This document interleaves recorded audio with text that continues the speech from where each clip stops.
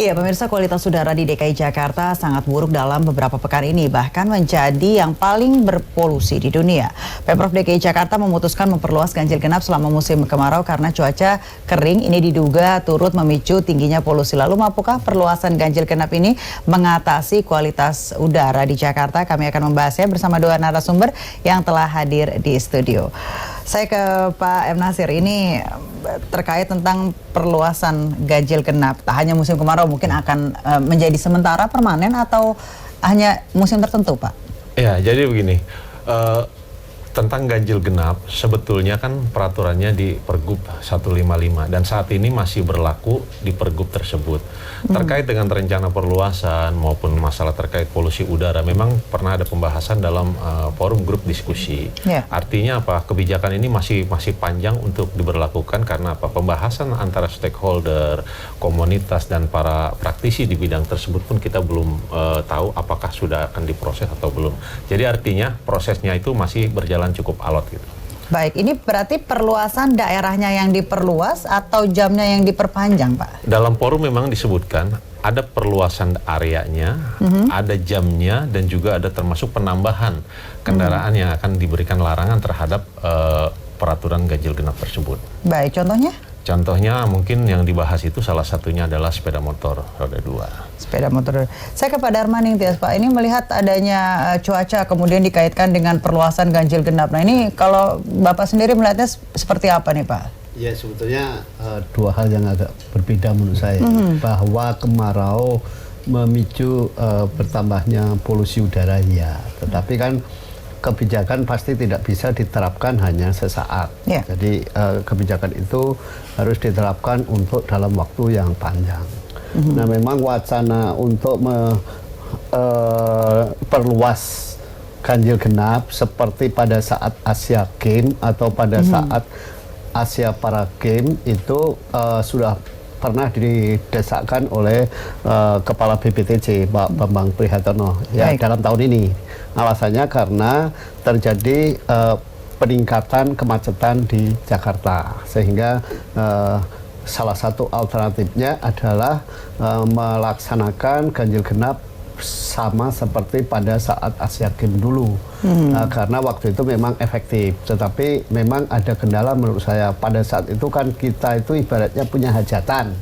Kalau punya hajatan di suatu kampung, jalan ditutup, itu pasti warga maklum. Karena itu hanya akan berlangsung sesaat. Tapi kalau ini tidak ada hajatan terus diperluas, mungkin memang reaksinya agak berbeda dengan pada saat ada hajatan. Nah, itu catatannya. Tapi memang gagasan itu sudah pernah dikemukakan oleh Pak Bambang Pri sebagai Kepala BPTC untuk mengurangi. Dan kemudian juga sepeda motor. Ya, sepeda motor memang secara logika bisa. Kalau mobil bisa di ganjil genap, kenapa motor tidak? Tetapi secara teknis di lapangan, nah ini saya kira yang pusing Pak Nasir ini, gimana mempelototi motor ini. Kan motor itu zigzag nih. Kalau mobil kan nampak terus. Itu melanggar. Tapi kalau motor sedang zigzag ini, ketutup plat mobil, ketutup mobil sudah nggak nampak lagi. Nah, jadi secara teknis di lapangan itu tampaknya agak susah gitu loh. Sehingga kalau motor itu menurut saya jauh lebih rasional kalau dilakukan pembatasan terhadap larangan penggunaan motor di suatu kawasan atau rute tertentu seperti yang dulu pernah diterapkan di Jalan Tamrin dan Medan Merdeka Barat. Gitu.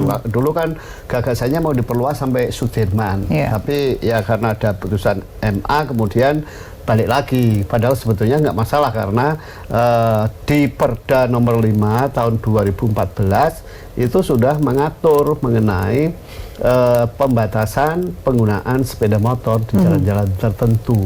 Nah, jalan-jalan tertentunya itu bisa diatur dengan peraturan gubernur atau instruksi gubernur. Jadi, tapi payung hukumnya yang lebih tinggi itu sudah ada di Perda nomor 5 tahun 2014. Baik.